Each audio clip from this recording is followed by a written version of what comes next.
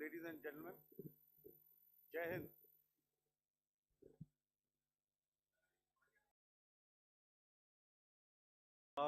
Welcome to this special press conference on Operation Sindoor. We will begin with opening statements by the three senior officers to my right here, who have been directly overseeing operations during Operation Sindoor. We have Lieutenant General Rajiv Ghai, Director General Military Operations, who will cover the aspects related to land domain. Air Marshal A.K. Bharti, to his right, Director General Air Operations, will provide insights on the air domain. And to my right is Vice Admiral A.N. Pramod, Director General Naval Operations, who will cover aspects on maritime domain. Following their briefings, we will move on to the question answer session. I now request the DGMO to commence the opening brief. Thank you, Sandeep. A very good evening to all of you, ladies and gentlemen. You are all by now familiar with the brutality and the dastardly manner in which 26 innocent lives were prematurely terminated at Pahalgam on the 22nd of April.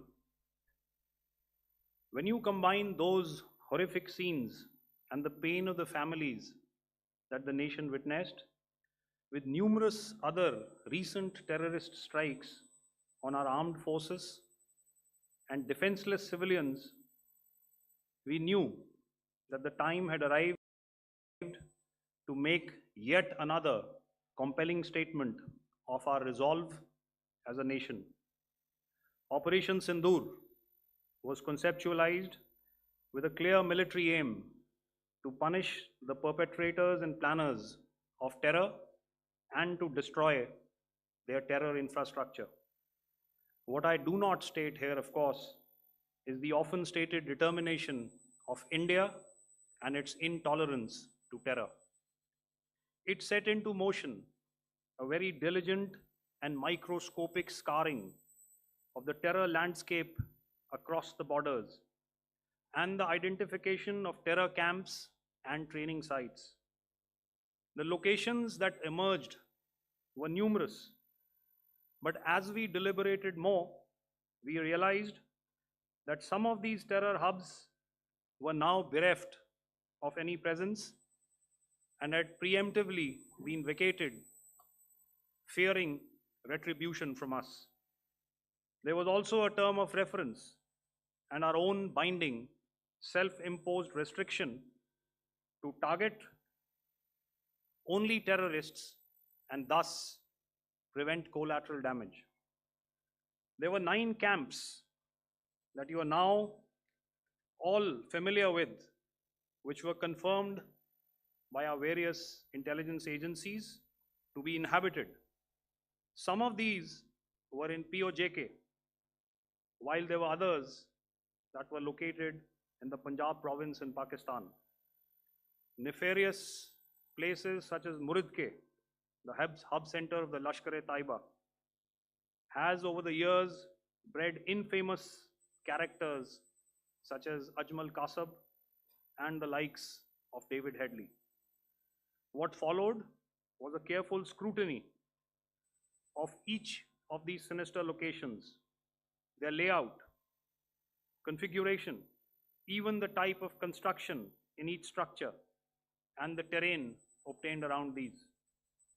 This was with an obvious intent to deduce and identify the exact vector that was required for their neutralization, as also the eyes in the sky that we would send up to ensure that we brought back evidence that we had indeed targeted what we set out to.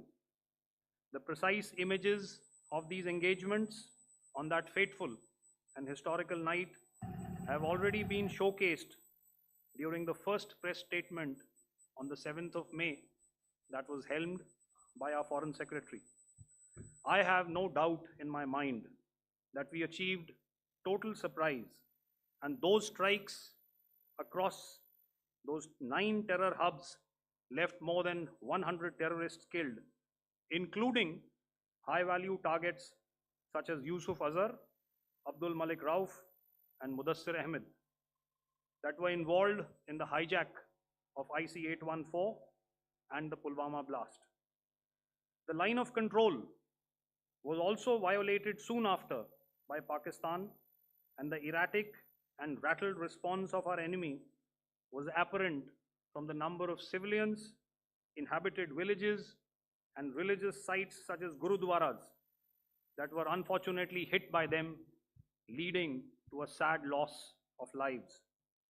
The Indian Air Force played a major part in these strikes by engaging some of these camps, and the Indian Navy provided wherewithal in terms of precision munitions.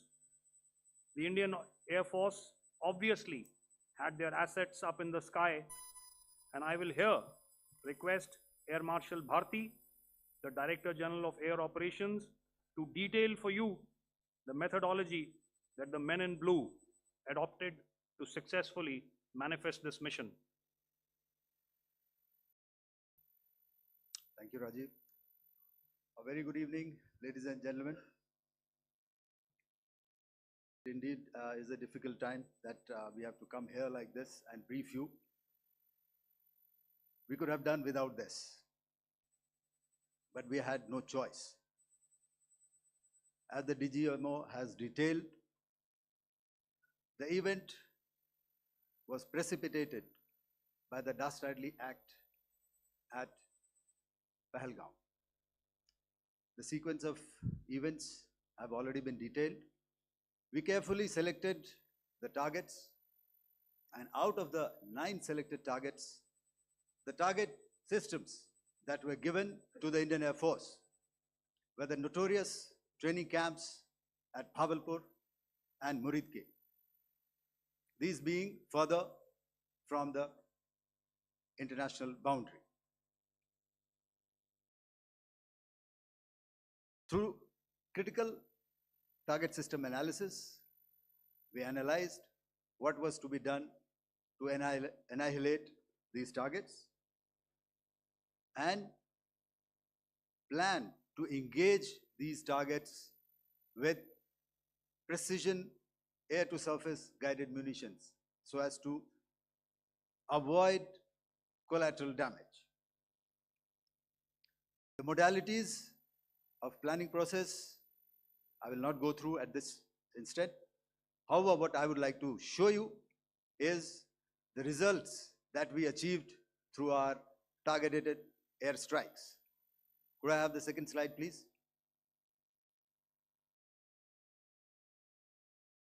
Yeah, change, please.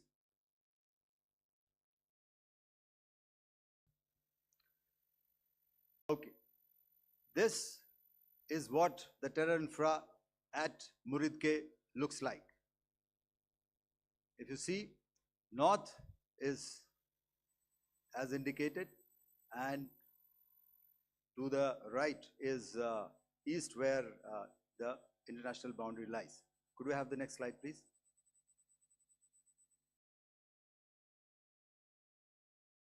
Orientating. Just go back one slide. Okay. Please have a look at this red building, the series of buildings out here, and this empty ground. Next. If you relate, the empty ground is here, and you see this is the first weapon that is impacting. This is the impact point number 1 on Muridke training camp with our precision guided weapon on early morning 7. Next, please. Keep your eyes glued for the second weapon coming in and the second impact on the selected target point. Next slide, please.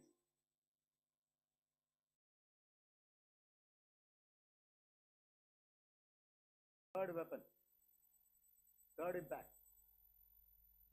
Continue. fourth weapon, fourth impact. So through these targeted and precision targeting, we addressed the target at Muridke, which was the turning infrastructure. Can you hear me? All right. Okay, I'll come closer to the mic. Now we go to the next target, which is the Bhavalpur training camp. Next slide, please. Okay, just wait. So the effect, if you see, impact point, if I can point out, this is the impact point. The ammunition has gone through the roof and it has created a blast inside, the photographs of which you would have, all of you would have seen. And the red building, after that, there was this double-story building. It has been completely decimated by our precision targeting. Next, please. Target system, which was in the north, a series of buildings. I'll show you how it looked. Next. Completely destroyed by our precision targeting. Next. Now coming to Bhavalpur, this is the target complex that we are dealing with, a fairly large target complex. So we had to carefully choose the points that we needed to address, which were high value and which would meet our stated objectives of eliminating the terrorists. I would like to draw your attention to this red canopy, and in relation to that, I would cover the targets. One target system is a series of buildings here, other one here, and other one out here. Next slide, please. This is how it looked before, and this is how the building looked after the impact of the weapon. And orientation in relation to this red canopy, you can see here. Next, please. Before, next, and after. The roofs have completely collapsed. Next. This is the target system. Next. Precision targeting, and we have achieved our objectives here. Next. All right, so that was what we did on the 7th. Our objective was to address these two terrorist camps, and that we did with precision. And thereafter, we maintained a robust air defense posture, because remember, our objective was to target the terrorists and terrorist infrastructure, not any other infrastructure, not the Pakistani military, not the Pakistani any other infrastructure. So that is what we have maintained on the 7th of May. However, what we saw in the evening of 7th of May, we were saturated with a raid of Pakistani unmanned aerial vehicles and small drones. And these came in waves in our civilian areas, over our military installations, and all of them were successfully intercepted. Few of them did manage to land. However, there was not much damage that they did.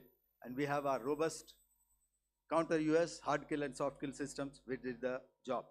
However, the difference here was that we had targeted the terrorists. The adversary now has targeted our civilians and the military infrastructure. So it had to be responded to. So in a quick and calibrated response, that very night, we struck their radar installations at Lahore and close to Gujranwala, the LYT installation, to indicate to him that we are ready, yet we do not want to escalate. Our fight was with the terrorists and not with the Pakistani military establishment. Thank you.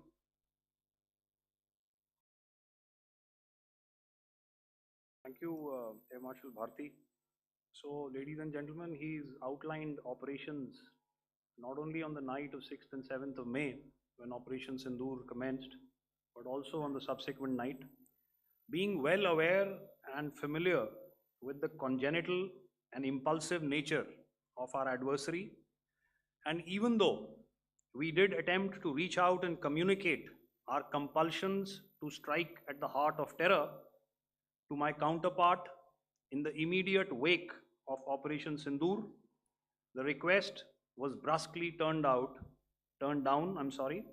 with an intimation that a severe response was inevitable and in the offing. We were, of course, prepared. Operations on the 7th and the 8th, Air Marshal Bharti spoken about. On the night of 8th and 9th of May, they flew drones and aircrafts into our airspace all across the borders and made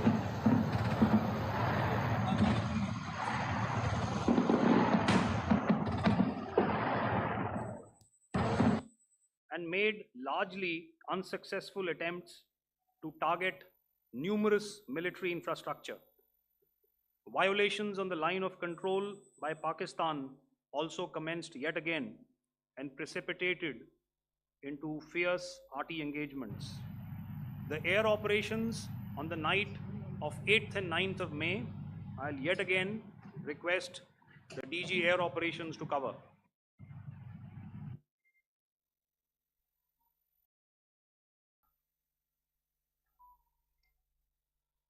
So I just covered what happened on the night of 7th and 8th.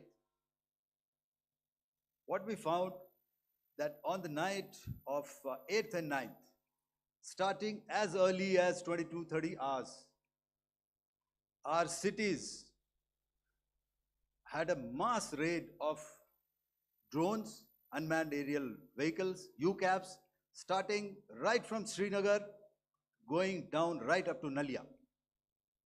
It was a mass raid in waves, and it was relentless. However, we were prepared, and our air defense preparedness ensured that there is no damage on ground or to any of the intended targets that the enemy might have planned for.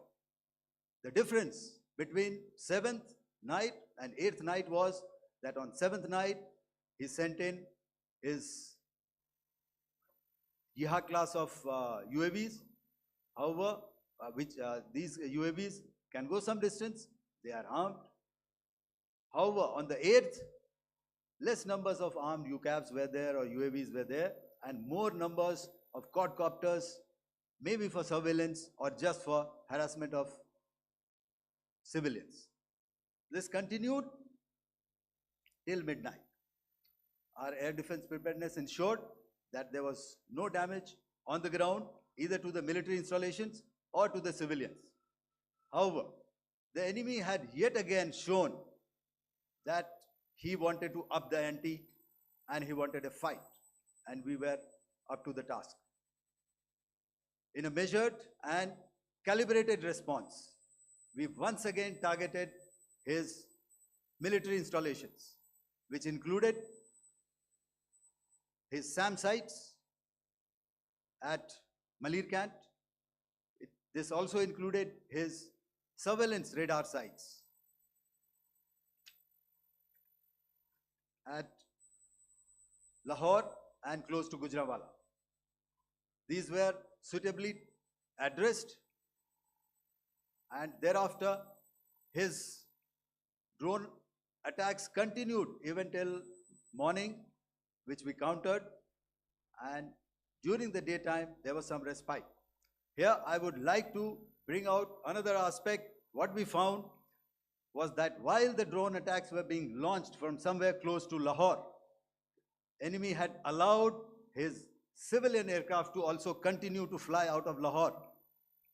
Not only his own aircraft, but international passenger aircraft, which is quite insensitive, and we had to exercise extreme caution, even at the cost of some tactical disadvantage, to ensure that there is no damage to any of the civilian aircraft. And this was also brought out in our press briefing during the day. So I will now hand over to my colleague to cover the events of 9th onwards. On land, we also undertook certain measures such as deployment of air defense and electronic warfare assets to establish an integrated grid with the Indian Air Force, and I have seen and heard some of you wax eloquent about the benefits of such an architecture when it comes to negating and combating air intrusions. We also carried out deployment to include movement of our forces in the land, sea, and air domains.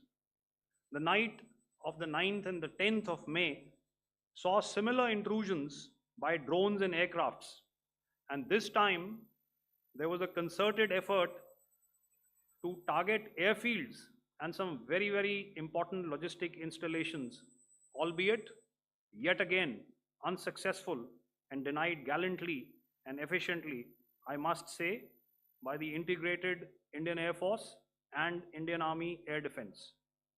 We further strengthened our deployment and also initiated some pressure points to send a very clear and unambiguous message to the other side to desist from any misadventures on land.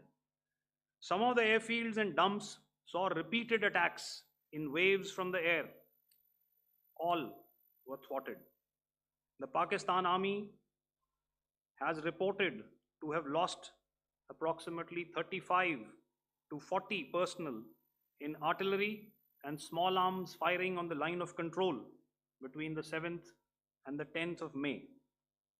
What the other side had probably also not reckoned with was the speedy and precise turnaround and hit back by the Indian Air Force. And I will yet again ask Air Marshal Bharti to speak about these significant and game-changing strikes. I will thereafter request Vice Admiral Pramod, my colleague and Director General of Naval Operations, to tell us about some very telling naval maneuvers in the Arabian Sea that exerted pressure on the night of 9th and 10th of May. Over to you, sir. Commencing about 2000 hours, that is 8 p.m. local time, on 8th of May, several Pakistani unmanned aerial systems, drones, combat vehicles attacked multiple IF bases. These included Jammu, Udhampur, Pathankot, Amritsar, Bhatinda, Nal, Dalhousie, Thois, Jaisalmer, Uttarlai, Falodi, Nalia. These were almost simultaneous and they came in waves. All our AD guns and other systems were waiting for them. All these waves were neutralized by our trained crew using the air defense systems that they have, and also some of them were utilized using our legacy systems like Pechoras and IF Summer, which we have recently acquired. And some were neutralized by the Garud snipers. There was no damage on ground from these incursions and these mass raids, if I could call them, from the Pakistani side. However, following these relentless attacks on our air bases, on our forward positions, and on our civilian targets, this was time to convey some message to our adversaries. And therefore, a decision was taken to strike where it would hurt. And towards that in a swift, coordinated, calibrated attack, we struck these air bases, command centers, military infrastructure, air defense systems across the entire Western Front. The bases we struck include Chaklala, Rafiki, and mind you, Chaklala is Islamabad, Rahim Yar Khan, Sakar, sending a clear message that aggression will not be tolerated. This was followed by strikes at Sargoda, Bholari, Jacobabad. We also struck the C2 centers at Murid, the UAE complex at Murid, Rafiki, radar at Chunia, which I will show you, Rahim Yar Khan airfield, and the unmanned combat aerial vehicle hangar at Sakar. I would like to reiterate here that we have the capability to target every system at these bases and more. However, it was only a measured response to instill good wisdom to our adversary to refrain from further escalation. IF response was directed only at military installations, avoiding civilian and collateral damage. I would now like to show you some of the effects that have been achieved as a result of our air operation.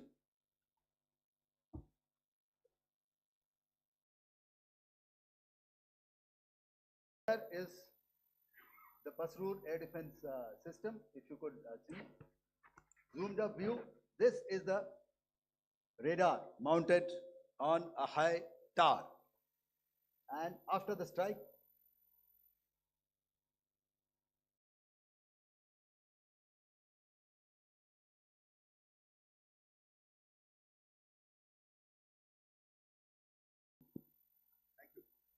can you hear me? Yeah, thank you. And after the strike, this is what has happened. This radar has been taken out, completely burnt. Next slide, please. The Chunia air defense radar, which was taken out on 7th and 8th. This is the radar site. A blown up photograph, once again, on a tower. Not very clear, but what you see very clearly is the after effect after we have struck. The radar head has been completely decapitated. Next slide, please. Arifwala air defense radar. In this complex, you see how it looked before, blown up image, and after really blown up. Next. Now coming to Sargodha airfield. Remember, this is one of their important airfields wherein they have a lot of assets, F-16s, other assets which they keep getting, training institutes. And we have stuck this airfield. It is not, if you zoom in here, then one impact point here on the runway and second impact point of our weapon, precision weapon on the runway. And if you see, this blown up, repairing going on. Same here. Next. Rahim Yar Khan. This is the area we have stuck. A deep strike out here and one complex here. So this is how it looked before, and same. You see a big crater, another crater here, and this complex after strike neutralized. Next. Chaklala airfield, Noor Khan, once again a major air base, a lot of their logistic assets out here. This was the chosen complex that we intended to strike and convey a message. Next slide, please. This is how it looked before, and this is how it looked after our strike. Next. Sakar. We chose the radar site at Sakar. This is the radar site, and after it was struck, this is the aftermath, completely burnt out. Next, please. Aircraft shelter. This is how it looked before the strike, and this is how it looked after the strike. The roof of the buildings completely caved in and burnt. Next. Bolari airfield, aircraft hangar. This is how it looked before, and this is how it looked after the precision strike. Next. Jacobabad, aircraft hangar, and this is how it looked after. Next. So what I'm trying to convey here, ladies and gentlemen, is to start with, Our fight was neither with the Pakistani military nor with anybody else who's there on the other side. Our fight was with the terrorists. We neutralized the terrorists that we selected to be neutralized, and thereafter we only maintained the air defense posture. However, we were relentlessly pounded by waves after waves, night after night, by his UCAVs, by his drones, and by his other unmanned aerial systems. And that left us with no choice but to retaliate, and yet our retaliation was calibrated, it was graduated, and it was proportionate. Thank you.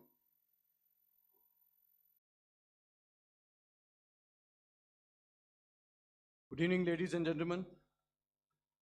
In the aftermath of the cowardly attacks on innocent tourists at Pahalgam in Jammu and Kashmir by Pakistani-sponsored terrorists on 22nd April, the Indian Navy's Carrier Battle Group, surface forces, submarines, and aviation assets were immediately deployed at sea with full combat readiness in concert with the Joint Operation Plan of the Indian Defence Forces.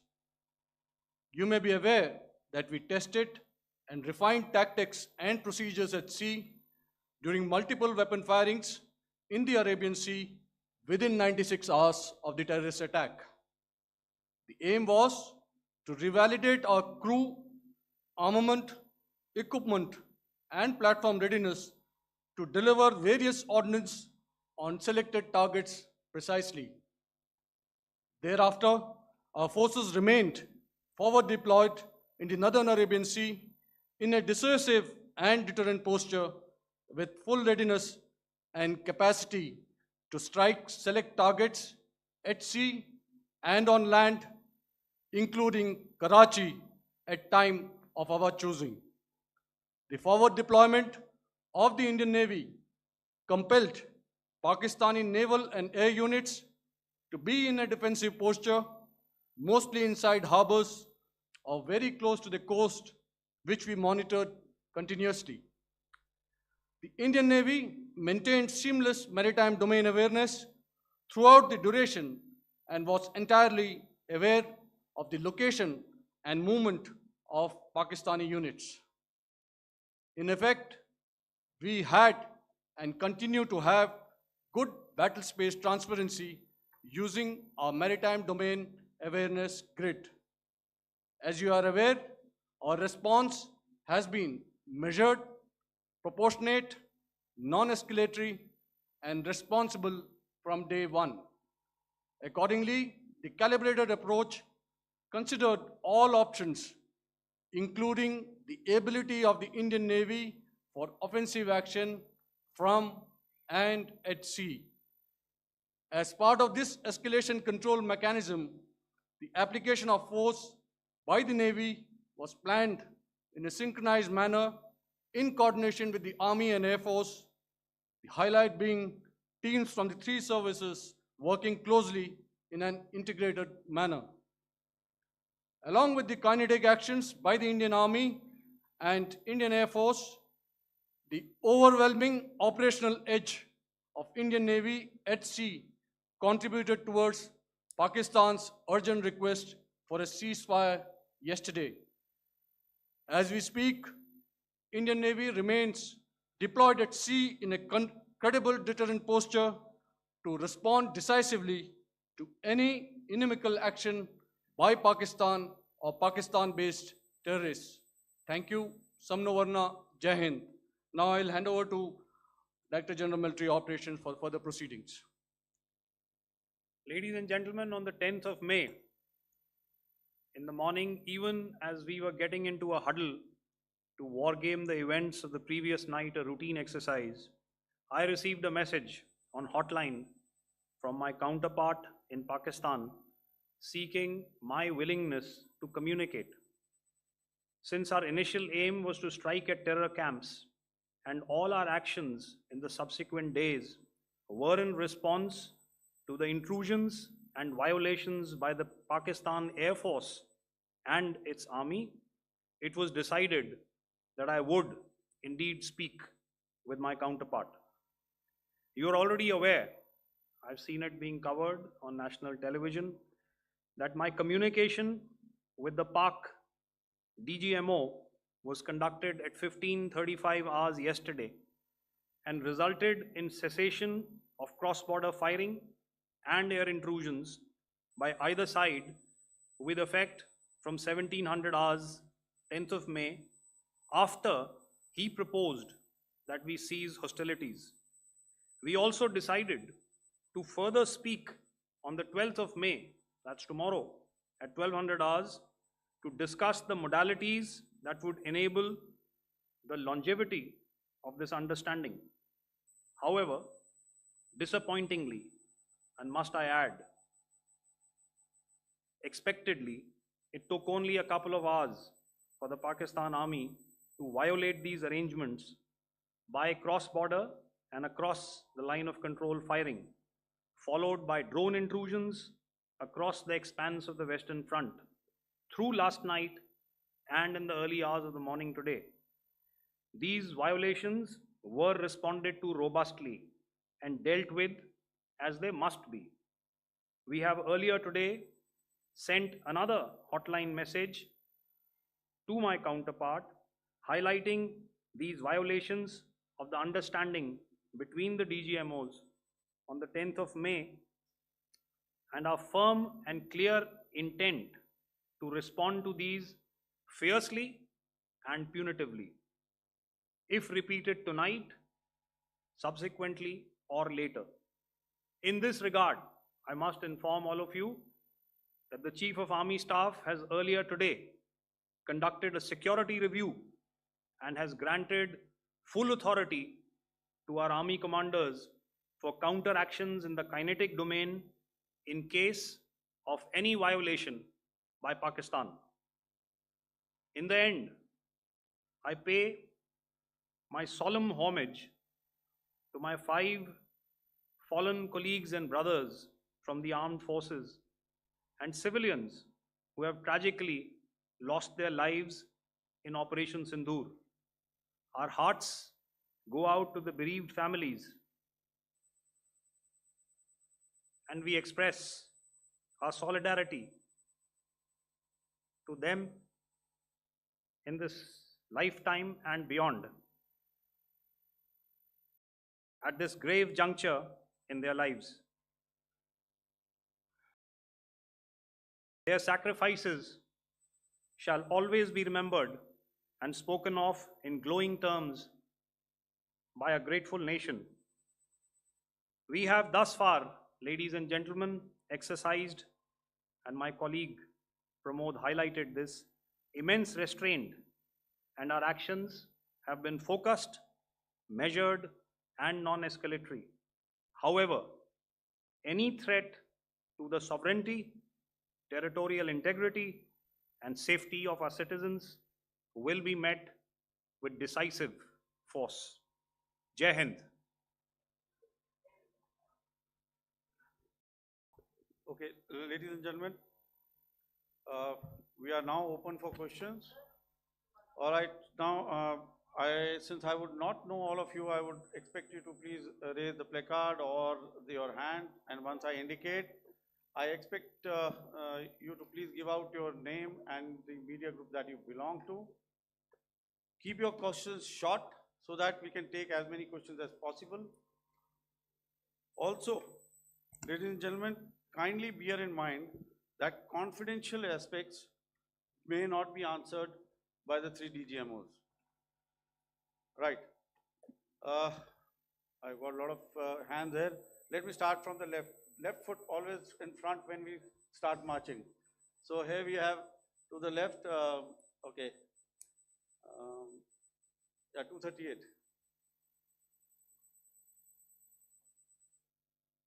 Hello. So this is Manas Pratimhuyan from PTI, Press Trust of India.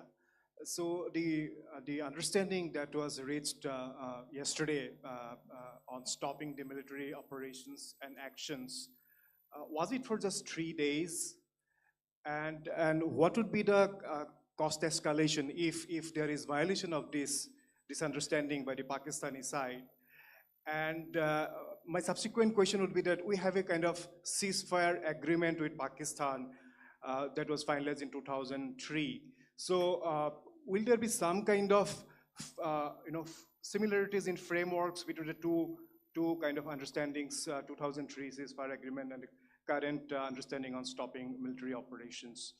And again, what are the cost that will be incurring on Pakistan if Pakistan again resorts to this kind of terrorist activities, because we have made it very clear that the cost will be very high. So I would like to have your thoughts on it. Okay, so I'll answer the latter part of the question first. I also want to add that while the initial ceasefire agreement, as you correctly pointed out, is of the 2003 vintage, but I must remind you that in 2021, in the month of February, and this was then when the crisis in Eastern Ladakh was also on, the two DGMOs had spoken and arrived at a ceasefire understanding that lasted right up until this unfortunate attack at Pahalgam. Once our Foreign Secretary had announced the decisions of the CCS in the immediate wake of that attack, he had announced certain measures, and then of course Pakistan had in turn made its own announcements. Since then, there have been certain violations of this ceasefire understanding, and of course after the 7th of May, like I pointed out during my statement, that there have been numerous violations on the line of control especially, and of course along the international boundary by the Pakistan Army and the Pakistan Air Force. This understanding that we spoke about yesterday, no, it was not for 3 days. It was first to stop aggressive and hostile activities immediately, let that order and direction settle down for about 36 hours, and thereafter discuss modalities, like I said, to ensure its longevity. That is tomorrow on the 12th of May. But unfortunately, we had a violation starting at approximately 1900 hours last night, and we've sent a communique, like I said, to the Pakistan Military Operations Directorate, and we will await to what happens tonight. All right. The cost escalation, I mean, I'll leave it to your best imagination. I've already said that the response will be fierce and punitive. Now, the right foot forward. Yeah.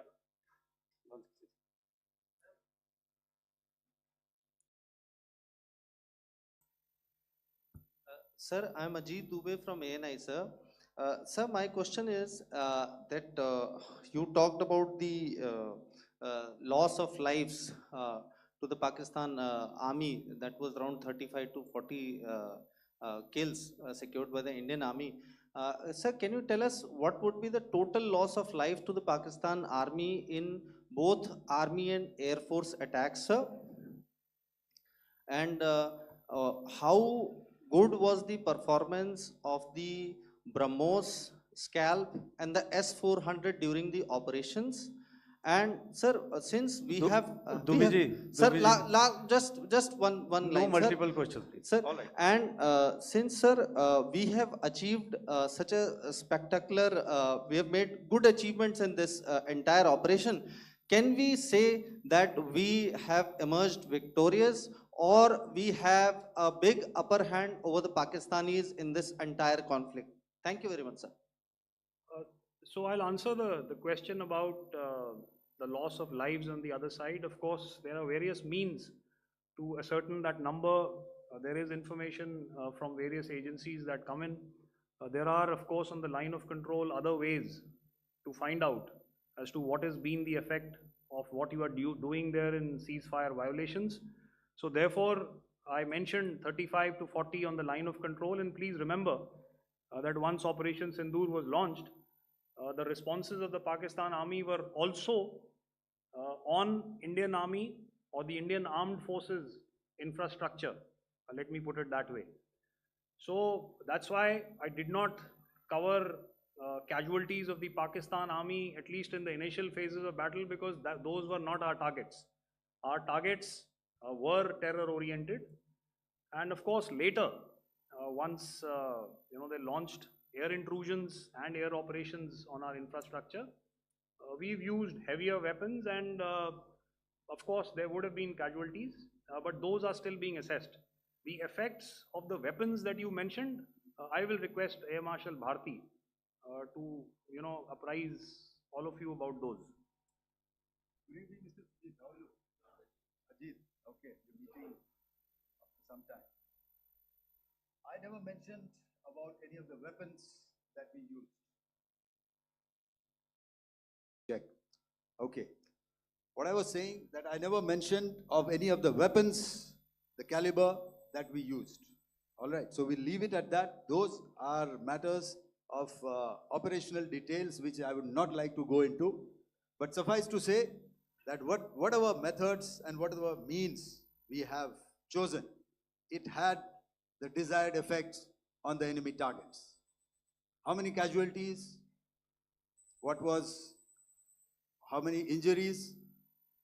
Well, to start with, our aim was not to inflict casualties, but in case there have been, it is for them to count.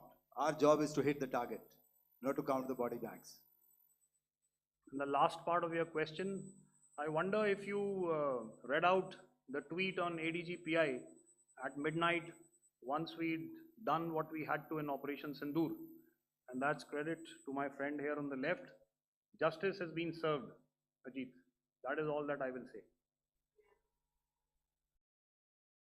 Ajit, I'll request you to, refrain putting words into his mouth. All right.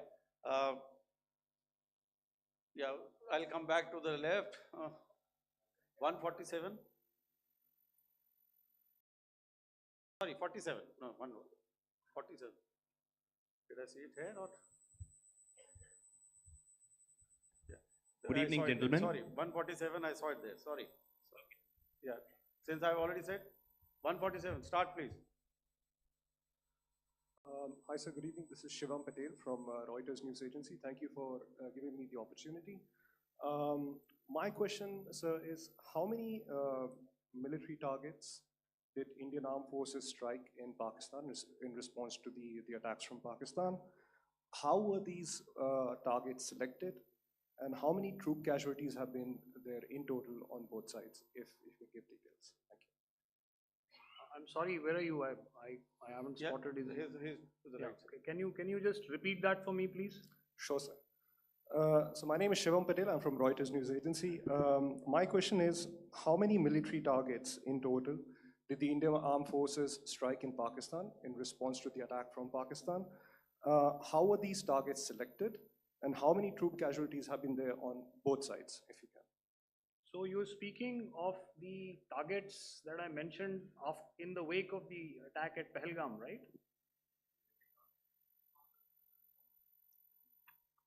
Yeah, I think it's amply clear to everybody here that the Pakistan Army has not crossed the international boundary, neither in the plain sector nor on the line of control. So the intrusions have been in the air. There have been certain attempts on the line of control when ceasefire violations have been on to try and infiltrate and carry out and perpetrate activities that we are all very well familiar with. Whether these are by terrorists or by the Pakistan Army or its special forces and commandos is difficult to say, but each of these have been effectively thwarted. So therefore, as far as engagements of military targets on the other side is concerned, I thought Air Marshal Bharti covered those very well and in detail, and he also mentioned as to how they went about targeting those. I think those images were very clear and very, very graphic in telling us as to what we needed to hit. And you'll remember right at the outset, I said that we even went into what was the construction in each of these locations, and therefore decided on the vector that had to be utilized. Please. Okay, if I could add to what the DGMO has said, I have already detailed the targets. Now, whether it is X numbers or Y numbers is that is immaterial. And what damage have we inflicted? You have seen. What are the casualties on the other side? As I said, that is for them to count. As far as we are concerned, from the air defense side, if they had a choice, they would have definitely come in. They are fighters, there are more numbers of UCAVs. It is not that they did not intend to come in. It is only that our robust AD posture prevented them from coming in. So that must be known, and that must be realized by all the audience here. Yeah, I'll come to the left now, 24.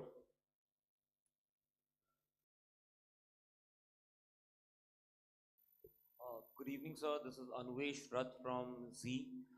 Sir, I wanted to know on the first briefing, which was done by FS and two representatives from Air Force and Army, you showed a list where there was 21 places in that list. You have stuck 9. Are more operations going to be held? Is Operation Sindoor still on? And the second question, thank you, sir. Thank you so much. And also, I want to congratulate all three of you for a fantastic operation that you guys have done. Thank you so much. Thank you so much for that one question. Yeah. Sir, the question. Unfortunately, Rath, is that your name? I'm sorry. As far as operational details are concerned, I am not in a position to share those right now. But I think I'll take a cue from Pramod. He said towards the end that the Indian Navy is still in a posture that is deterrent. And I have already made it very clear towards the end of what I said that it's only a couple of hours ago that the Chief of Army Staff has carried out a security review, and he's authorized our Army commanders to deal with violations of any kind from across the borders in a manner that they deem fit. So again, to reiterate, the response will be fierce and it will be punitive.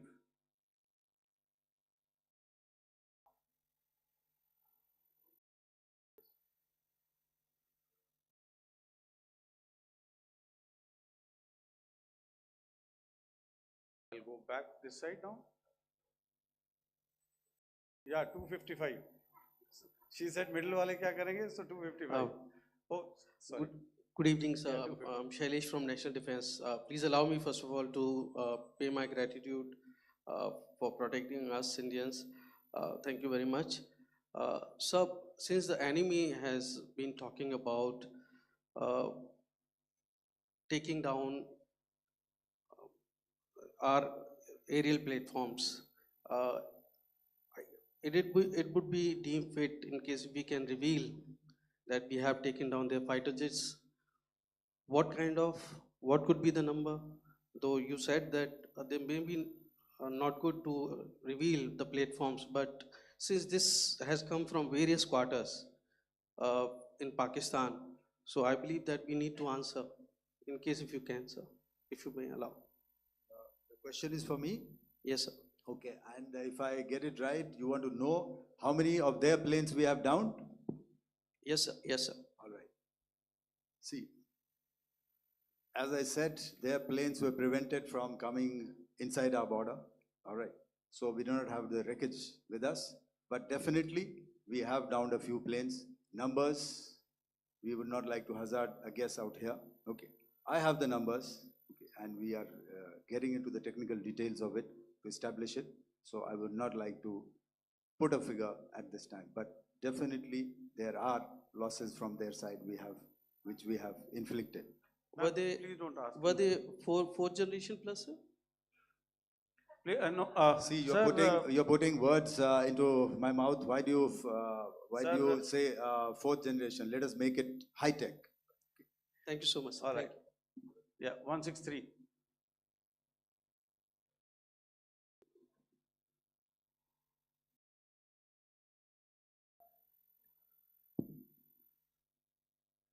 Sir मैं मंजीत नेगी हूँ आज तक से। मेरा सवाल ये है कि इस पूरे ऑपरेशन में जो आतंकी ठिकानों को निशाना बनाया गया, क्या नंबर्स कुछ बता सकते हैं कितने आतंकी मारे गए? कुछ नाम सरकार मतलब कुछ नाम मीडिया में आए भी हैं जो बड़े उसके मास्टरमाइंड थे।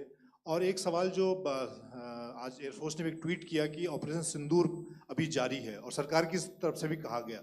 और पिछली बार जब विदेश मंत्रालय की प्रेस कॉन्फ्रेंस पहली हुई थी उसमें वो लिस्ट दिखाई गई थी कि 21 टेरर कैंप आइडेंटिफाई किए गए हैं। तो क्या जो बाकी बचे हुए टेरर कैंप उन पर भी कार्रवाई होगी? और एक नंबर अगर आप बता पाएं कितने टेररिस्ट मारे गए? Manjeet ji, 3 questions. The third one has just been asked here before.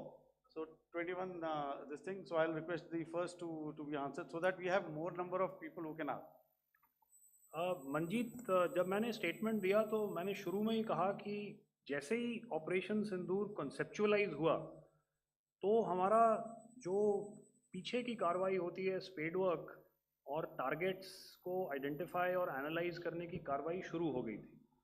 मैंने जब स्टेटमेंट दिया तो मैंने बताया कि बहुत सारे थे, हमने 21 दिखाए होंगे और भी हैं, लेकिन वो लिस्ट फिल्टर करते करते 21 तक पहुंची। अब क्या आगे एंगेज किए जाएंगे? अगर ज़रूरत पड़ेगी तो ज़रूर एंगेज किए जाएंगे, लेकिन मैंने बताया कि इस समय जो इंट एजेंसीज ने हमें बताया कि फलाने कैंप में प्रेजेंस है, हमने उनको एंगेज किया।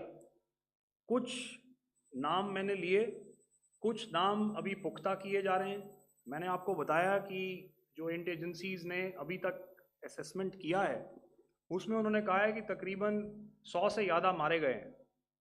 और एक आज आपने तस्वीर भी देखी कि काफ़ी प्रोमिनेंट जो फ्यूनरल था, काफ़ी प्रोमिनेंट एक जो हस्ती हैं वो ऑर्गेनाइज कर रहे थे, और उस फ्यूनरल में और कौन कौन लोग अटेंड कर रहे थे वो तो आपने देखा ही।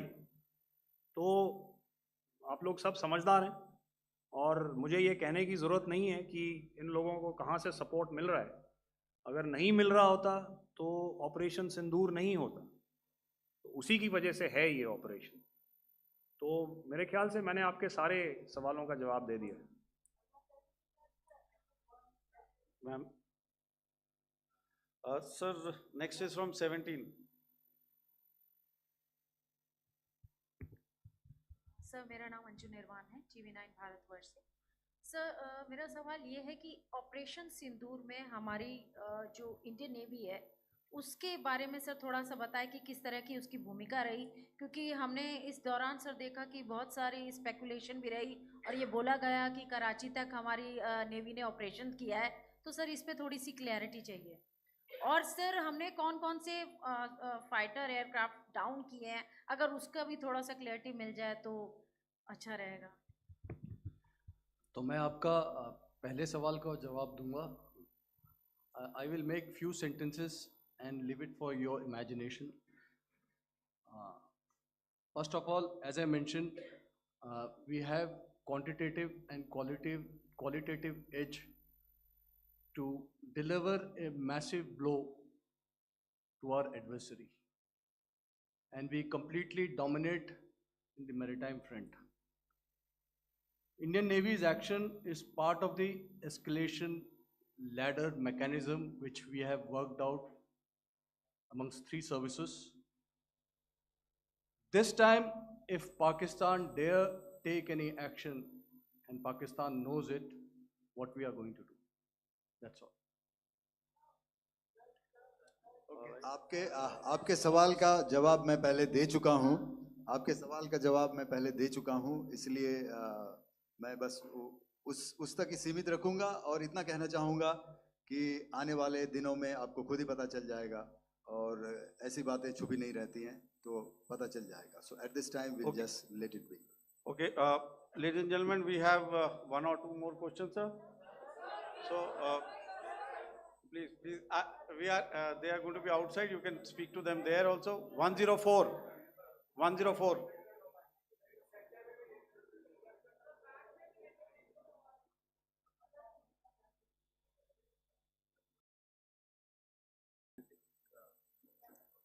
Yeah, ask.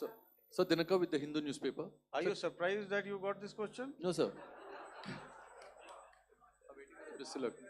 Sir, can you give a number of assets we lost, because there's been a lot of speculation going on, international media writing a lot of things about our platforms, including Rafales. I mean, Pakistan claiming that Rafale has been downed, etc. Can you put that question to rest and clarify on that? I guess that question is for me. All right, I'm happy that you've asked this question. You know, we are in a combat scenario, and losses are a part of combat. The question that you must ask us, okay, and indeed that we must ask ourselves, you inclusive, is have we achieved our objectives? Have we achieved our objective of decimating that terrorist camp? And the answer is a thumping yes. And the results are for the whole world to see. As for the details, what could have been, how many numbers, which platform did we lose?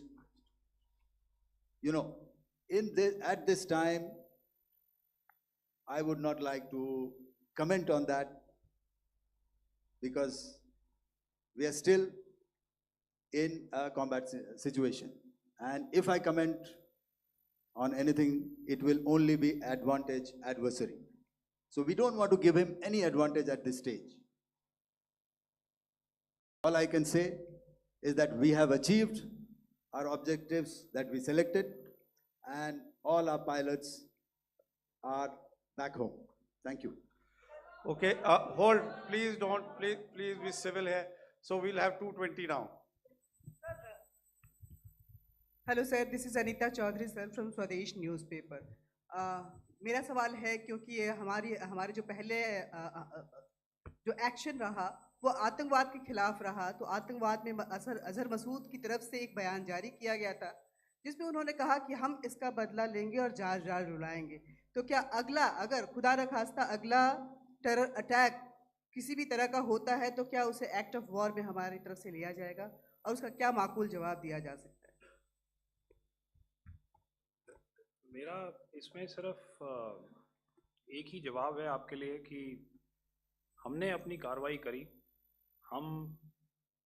हमने उसके बाद मैंने अपने statement में भी बताया कि ये कम्युनिकेट करने की कोशिश करी कि हमने इस तरीके से ये जो स्ट्राइक्स हैं वो क्यों की।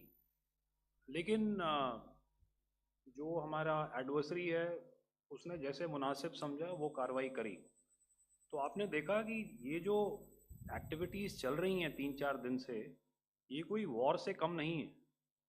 नॉर्मल सर्कमस्टांसेस में एक दूसरे देश की एयर फोर्सेस हवा में नहीं उड़ती हैं और एक दूसरे के ऊपर स्ट्राइक्स नहीं करती हैं। हर रात इंट्रूजन्स नहीं होते हैं। लाइन ऑफ कंट्रोल पर सीज फायर वायोलेशंस, आपके एक साथी ने सवाल पूछा था शुरू में, एक सीज फायर अंडरस्टैंडिंग था, वो भी जा चुका है। उस सीज फायर अंडरस्टैंडिंग के जाते जो फायरिंग हो रही है लाइन ऑफ कंट्रोल में, उसमें घुसपैठ की कोशिश हो रही है। आमतौर पर ये घुसपैठ लाइन ऑफ कंट्रोल में टेररिस्ट करते हैं, लेकिन हमें इंफॉर्मेशन है कि हो सकता है ये पाकिस्तान आर्मी की टोलियां भी हों जो हमारे पोस्ट के ऊपर खामी पहुंचाने की कोशिश कर रही हैं। तो ये सारी एक्टिविटीज़ तो वॉर में शामिल हैं।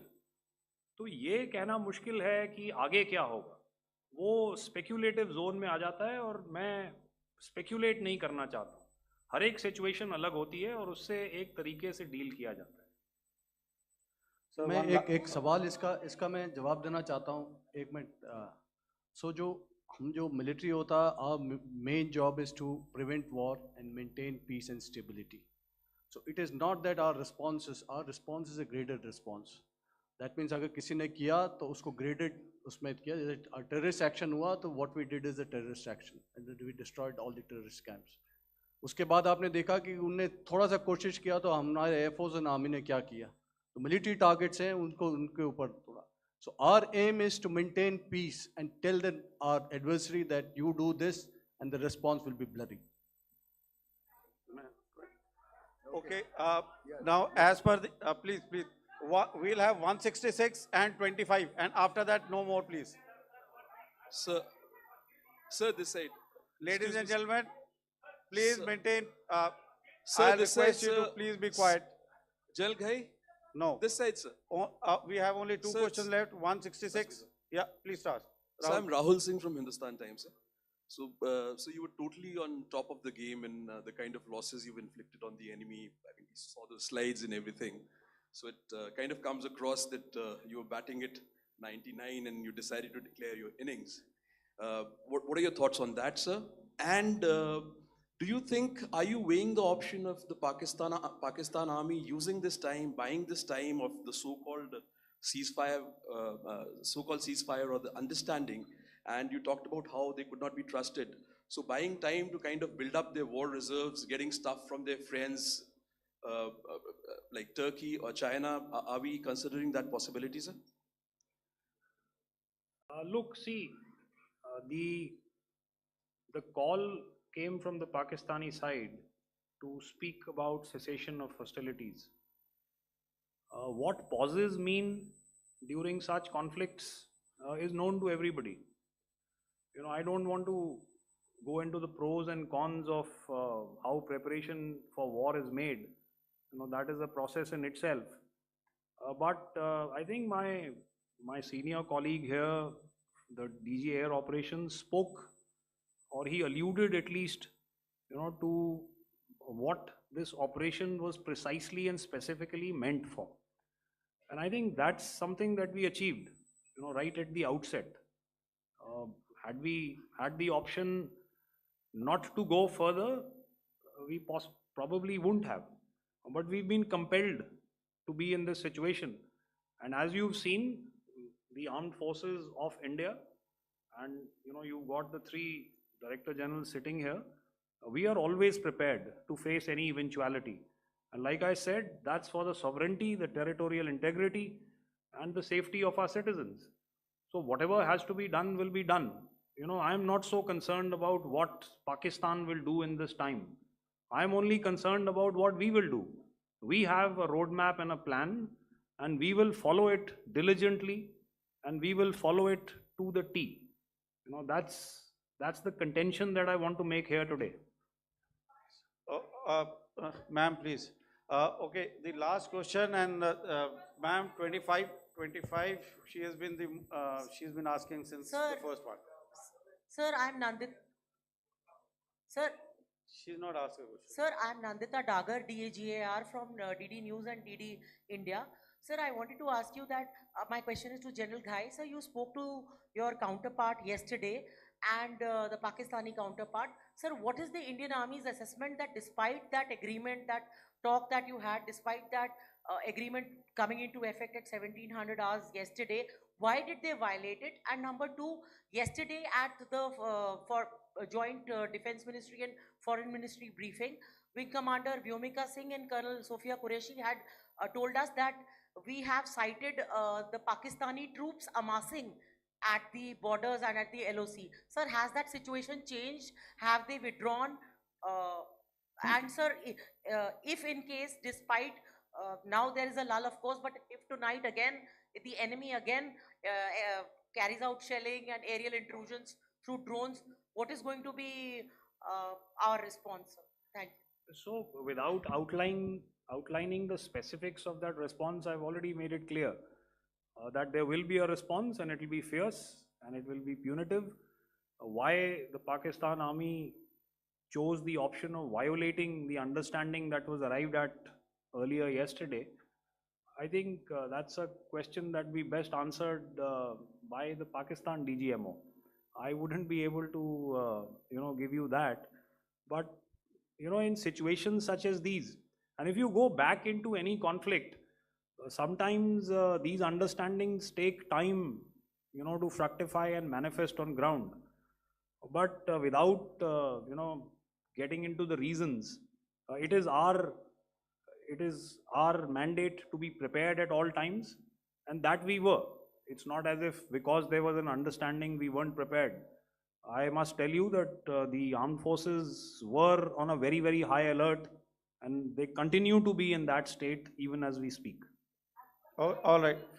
Ladies and gentlemen, please, ma'am, please. Okay, thank you so much for coming today. Those who have missed asking a question, those who have missed, see, I knew I'll grab this attention from you like this. Those who have missed the opportunity to ask a question can give me a written one. I will definitely get back to you with that. And also, they are they are invited for a cup of tea in my office day after tomorrow. Thank you, ladies and gentlemen, for coming. Thank you. Thank you very much. Jai Hind. Jai Hind.